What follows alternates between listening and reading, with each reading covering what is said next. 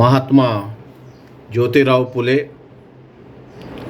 ఈ ఆధునిక భారతదేశానికి గురువు, సంఘ సంస్కర్త, తత్వవేత్త, సోషల్ రిఫార్మర్, సామాజిక విప్లవకారుడు. విద్య యొక్క అవసరాన్ని చాలా గట్టిగా ఈ దేశ ప్రజలకి 19th సెంచరీలోనే చెప్పినటువంటి మహా మేధావి, మార్గదర్శి అయినటువంటి పులే గారి జన్మదినం సందర్భంగా అందరికి కూడా జన్మదిన శుభాకాంక్షలు అందచేస్తూ, మరి ఆధునిక భారతదేశానికి పులే గారు ఎంత గొప్ప బాటలు వేసిండ్రంటే, సొంత భార్యని ఇంట్లోనే చదువు చెప్పి ఈ దేశంలో ఉన్నటువంటి స్త్రీలకు విద్య ఎంత అవసరం, ఒక స్త్రీ చదువుకుంటే కుటుంబం ఏ రకంగా అభివృద్ధి పథంలోకి వస్తుంది, ఒక స్త్రీ తన పిల్లలకి ఆ విద్యను ఏ రకంగా అందిస్తుంది, తద్వారా సమాజానికి ఏ రకంగా వెలుగవుతుందని మహాసాధ్వి సావిత్రిబాయి పూలే గారిని చదువు చెప్పించి భారతదేశానికి తొలి మహిళ ఉపాధ్యాయురాలుగా పరిచయం చేసి ఈ సమాజాన్ని ఎంతో ముందుకు తీసుకెళ్ళినారు. ఈ పులే గారి క్రమం చూసినట్టయితే, గురు పరంపర చూసినట్టయితే, మనకి సంత్ రవిదాస్ గారి శిష్యుడు కబీర్ దాస్ గారి శిష్యుడు మనకు ఛత్రపతి శివాజీ గారి శిష్యుడు, అంటే ఈ యొక్క బాధ్యతలు తీసుకున్నటువంటి ఆ యొక్క శిష్యుడు ఎవరు అంటే మహాత్మా జ్యోతిరావు పులే గారి శిష్యుడు సాహు మహారాజ్ గారి శిష్యుడు అంబేద్కర్ గారి శిష్యుడు కాన్సీరామ్. ఈ రకంగా ఒక సరళి మనం చూడవచ్చు.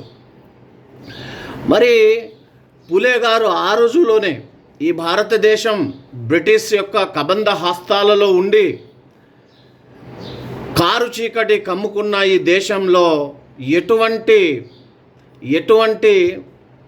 పరిశోధనలు, ఇన్నోవేషన్స్ లేనటువంటి కాలంలో, మూఢనమ్మకాలతో ప్రజలు మగ్గుతున్నటువంటి కాలంలో, సరైన పౌష్టిక ఆహారం లేక, సరిగా బట్ట లేక, శరీరానికి పూర్తి బట్ట లేక, ఉండడానికి సరైన ఇల్లు లేక, సామాన్య ప్రజలు భారతదేశంలో బిక్కుమంటూ ఆ రోజు మూఢనమ్మకాలతో జీవితం కొనసాగిస్తున్న వేళ, అప్పుడే ఉదయించిన సూర్యుడి లెక్క వారి యొక్క జీవితాల్లో వెలుగురేఖని ప్రసాదించిండ్రు పులే గారు. ఈ పులే గారిని, వీరి యొక్క రచనల్ని చదివినటువంటి డాక్టర్ బాబాసాహెబ్ అంబేద్కర్ వీరిని గురువుగా భావించి ఆయన రాజ్యాంగం రాసేటప్పుడు ఆర్టికల్ 340ని మొట్టమొదట పెట్టి ఈ దేశంలో ఉన్నటువంటి బ్యాక్వర్డ్ క్లాసెస్ ప్రజలకి అందులో హక్కులను పొందుపరచడం జరిగింది.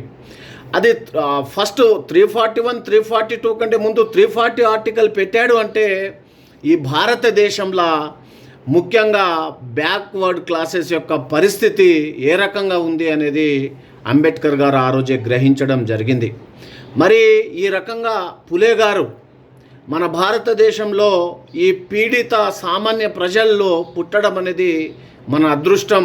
మరి ఆ రోజే ఆయన ఒక సైంటిఫిక్ టెంపర్ని, శాస్త్రీయమైన వైఖరిని, అదే రకంగా మూఢనమ్మకాల మీద ఆయన బాణం ఎక్కుపెట్టడం జరిగింది. కానీ ఈరోజు 2025 ఇప్పటికి కూడా ఒక శాస్త్రీయబద్ధమైన ఎడ్యుకేషన్, రాజ్యాంగబద్ధంగా మనకు చెప్తున్నటువంటి ఆర్టికల్ 50A ప్రకారం ఒక సైంటిఫిక్ ఎడ్యుకేషన్ చదువుకున్న స్టూడెంట్స్ కావచ్చు, ప్రజలకు కావచ్చు, ఒక శాస్త్రీయబద్ధమైన ఎడ్యుకేషన్ అనేది ఇప్పటికి కూడా వాళ్ళు అవపోసన పట్టట్లేదు.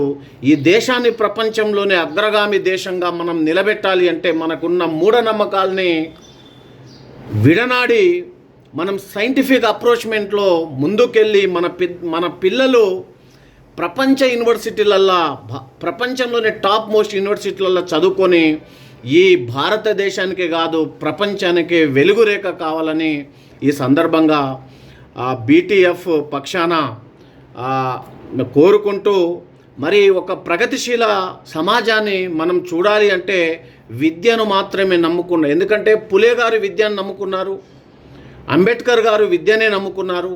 ఈ విద్యతోని కంప్లీట్గా ప్రపంచం యొక్క స్ట్రక్చర్ని, ఒక కంట్రీ యొక్క స్ట్రక్చర్ని, ఒక సమాజం యొక్క స్ట్రక్చర్ని కంప్లీట్గా మార్చవచ్చు, రిఫార్మ్ చేయవచ్చు. అంటే మేధస్సును పూర్తి స్థాయిలో వినియోగించుకోవచ్చు, ఐక్యూ పవర్ని కంప్లీట్గా పెంచుకోవచ్చు.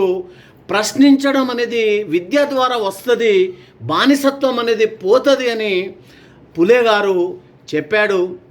అతని యొక్క రచనలు కావచ్చు, అతని బోధనలు కావచ్చు మన సమాజానికి ఎంతో అవసరం. కాబట్టి మనమందరం మన యొక్క భుజస్కంధాల మీద వేసుకొని మనం జీవించి ఉన్న పీరియడ్లో ఒక శాస్త్రీయబద్ధమైన అవగాహనని, మూఢనమ్మకాలని విడనాడే దిశలో అందరూ ప్రయాణం చేయాలని కోరుకుంటూ ప్రగతిశీల సమాజాన్ని నిలబెట్టి భారతదేశాన్ని ప్రపంచంలోనే అగ్రగామి దేశంగా నిలబెట్టాలని కోరుకుంటూ ముగిస్తూ ఉన్న సంతోష్ నాయక్, బీటీఎఫ్ రాష్ట్ర వర్కింగ్ ప్రెసిడెంట్. Thank you.